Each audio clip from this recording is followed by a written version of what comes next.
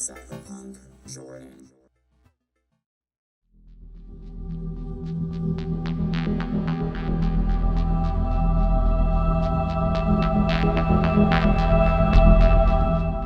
Pretty snazzy intro, ain't it? My name is Jordan, also known as CJ or Jordy. I'm the owner and mastermind of Cyberpunk Jordan, the very channel you're watching right now. And I'm also someone who likes creative things and tends to talk about a lot of things. Welcome to Jordan's Soapbox, Odds and Ends, the show about anything I want to talk about that doesn't fit FASCA for some reason. I have to be honest though, I've struggled a lot with what this first episode should be, and then it hit me. Sodas. International sodas, to be more exact. Because over at EPCOT at Walt Disney World, several new attractions and experiences are being opened up. It's part of a larger, wide overhaul of EPCOT that's long overdue, and you literally cannot miss it right now because there are construction walls everywhere. Like everywhere. Seriously, I don't know what the ratio is between construction walls and people, but I think the construction walls are higher. Anyway, one of those new experiences / attractions that's opened up recently is Club Cool, which is actually the third incarnation of the idea. In all of its incarnations, the idea has been the same, focusing on the free sampling of different sodas from around the world. And interestingly, with only one exception, all of these sodas are brand new and haven't been featured before. So recently, I visited it and decided to share with you all my completely arbitrary and unnecessary ranking of all the different sodas. Why? Because I can. It's my show. Expect stuff like this. We'll be examining the worst from the best, starting with the worst list. And let's start off with the worst soda, Beverly, Italy. I have a question to everyone in the audience. Who the fudge likes Beverly? Seriously, who? And if so, why? It is so bitter that I spat it out in the nearby trash can.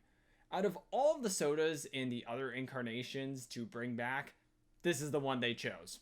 The most bitter one for some reason. Why? You had so many other good contenders like Vegabetta, or I think it was called Vegabetta. Basically, it was a Japanese vegetable soda thing. It was amazing.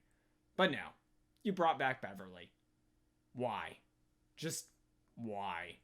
All the other sodas on this list, I can say definitely have some value to them because they have something unique about them, maybe in terms of flavor or how they taste or something like that.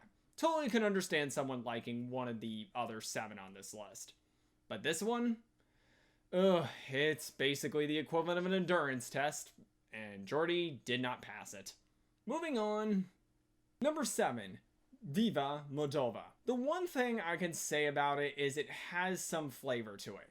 Granted, that's not saying very much considering the fact that, it's still very bitter, and unless you have the taste buds for it, you're not gonna like it.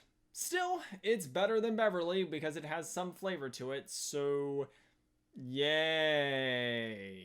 Number 6, Smart Sour Plum, China. This one has a weird vibe to it. At first, it tastes wonderful when you first drink it, which it kind of tastes like tea or something of that sort, but it leaves behind an awful aftertaste that reminds me a lot of coffee, which I don't drink and very much hate.